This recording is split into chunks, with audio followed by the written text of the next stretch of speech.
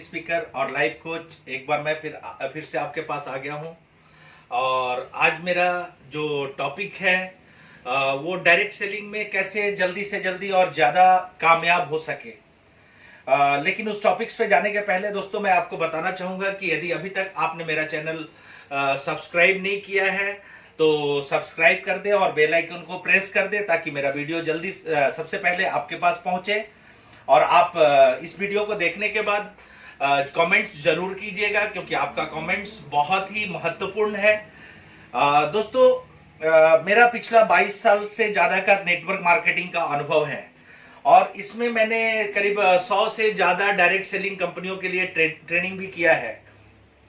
और उन अनुभव के आधार पे मैं आपको बताना चाहूँगा कि देखिए डायरेक्ट सेलिंग मार्केटिंग में जब लोग आते हैं तो बहुत बड़े बड़े सपनों को लेके आते हैं, बड़े बड़े ड्रीम्स को लेके आते हैं, लेकिन कुछ दिनों के बाद वो निराश से होने लगते हैं। उनको लगता है कि अब उनसे नहीं हो पाएगा या वो नहीं कर सकेंगे। तो दोस्तों इस निराशा से आप कैसे बाहर आ सकते हैं, इसके बारे में मैं कुछ आज अपने इस वीडियो में टिप्स बताऊंगा और इसको आप इस निराशा को आप कैसे दूर कर सकते हैं इसके बारे में मैं कुछ बातें आपसे आज जरूर करूंगा। तो सबसे पहला चीज क्या है कि देखिए ये क्लियर कीजिए कि आप ये बिजनेस करना क्यों चाहते हैं। जिसको आप नेटवर्क मार्केटिंग में ड्रीम्स के बारे में जो लोग बोलते हैं कि सपनों के बारे में बात करते हैं, तो आप इस बिजनेस को क्यों करना चाहते हैं, व्हाई दिस बिजनेस, ये करना बहुत स्पष्ट है क्योंकि जब तक ये क्लियर नहीं होगा तब तक आप इस बिजनेस में आगे नहीं जा सकते हैं। एक्चुअली देखा क्या गया है, डायरेक्ट सेलिंग बिजनेस में लोग जब ज्वाइन करते हैं तो उनका सोच कुछ और होता है, कारण कुछ और होता है, उस समय जरूरतें कुछ और होता है। लेकिन डायरेक्ट सेलिंग बिजनेस में आने के बाद लोग एक दूसरे को देख के सब लोग बोलने लगते हैं मेरे को गाड़ी चाहिए, मेरे को घर चाहिए, और यहीं से बिजनेस में कहीं ना कहीं भटकाव आता है। तो मैं आपको एक चीज बताना चाहूंगा कि यदि वाकई में आप इस बिजनेस में कामयाब होना चाहते हैं, कुछ पाना चाहते हैं, कुछ करना चाहते हैं, अपने सपनों को पूरा करना चाहते हैं, तो आप सबसे पहले अपनी वो जरूरतों को पहचानिए जिस जरूरतों को लेकर आपने इस बिजनेस को ज्वाइन किया था। और इसके लिए सबसे पहले मैं आपको बताऊंगा कि आप अपने पहले दिन को याद कीजिए, फर्स्ट डे। जिस पहले दिन में आपने ऐसा क्या क्या सोचा था कि इस बिजनेस को करने से आप क्या क्या चीज हासिल कर सकते हैं, आपको ऐसा क्या क्या महसूस हुआ था, उन चीजों को यदि आप नोट डाउन करते हैं, उसको लिखते हैं और उसको बनाने के लिए जो भी आपको, उसको पाने के लिए जो भी आपको इस बिजनेस में स्पॉन्सर किए हैं, यदि उनके साथ बैठ के प्लानिंग करते हैं तो ये बिजनेस आपके लिए आसानी से काम करेगा दोस्तों।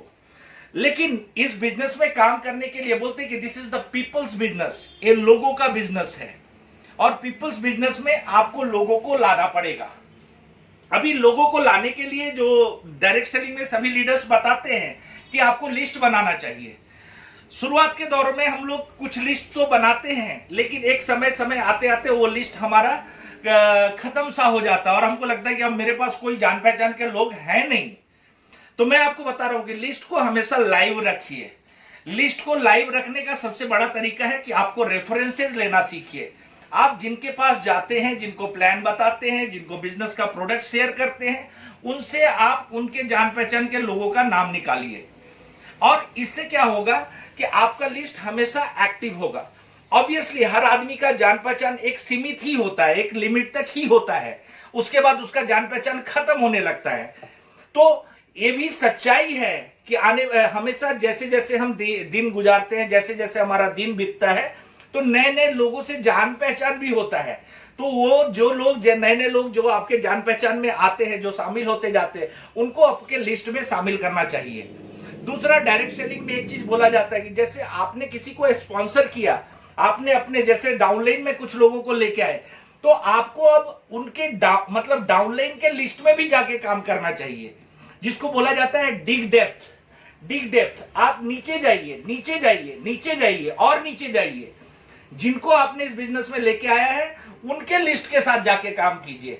देखिए ये एक बहुत ही बढ़िया गेम है। जैसे कि आप लूडो के गेम में सांप और सीढ़ी का खेल देखते हैं ना, कि सांप और सीढ़ी के खेल में कौन जीतता है लूडो में सांप और सीढ़ी के गेम में वही व्यक्ति जीतता है जो सीढ़ी में ऊपर हमेशा चढ़ता है। लेकिन यह बिजनेस उसके विपरीत है। इस बिजनेस में वही आदमी जीतेगा जो सीढ़ी से नीचे उतरना सीखेगा। सीढ़ी से नीचे उतरने का तात्पर्य यह है कि जिस व्यक्ति को आप लाते हैं, हम लोग बोलते हैं कि आप 2 व्यक्ति को लेके आए, वो लोग 2-2 व्यक्ति को लेके आते हैं, वो लोग 2-2 व्यक्ति को लेके आते हैं। तो आप जिन व्यक्ति को आप स्पॉन्सर करते हैं उनके लिस्ट में जाके काम कीजिए, या जिन व्यक्ति को आप प्रोडक्ट शेयर करते हैं उनके लिस्ट में जाके काम कीजिए। और इस तरह से यदि आप प्लान करके काम करेंगे दोस्तों, तो आपका बिजनेस बहुत ही आसान हो जाएगा। आप बहुत अच्छी तरह से इस बिजनेस में कामयाब होंगे और कभी भी आपके दिमाग में ये निराशा नहीं आएगा कि ये बिजनेस अब कैसे होगा, मेरा लिस्ट अब समाप्त हो गया है। तो दोस्तों, इस वीडियो में मैं आपको एक छोटा सा मैसेज यही देना चाहूंगा कि इसमें आप सीढ़ी से नीचे उतरना सीखिए। लूडो के गेम के जस्ट विपरीत, आप जितना नीचे उतरेंगे, जितना नीचे जाएंगे, जितना डेप्थ में जाएंगे, उतना आपका बिजनेस बड़ा और कामयाब होगा। मेरे अगले वीडियो में मैं और भी कई सारे टिप्स लेके आऊंगा, तो आप जरूर देखिएगा अगला वीडियो। और मैं फिर से एक बार बोलूंगा कि यदि अभी तक आपने मेरा चैनल लाइक्स और सब्सक्राइब नहीं किया है तो सब्सक्राइब कर दीजिए, लाइक्स कर दीजिए। Thank you.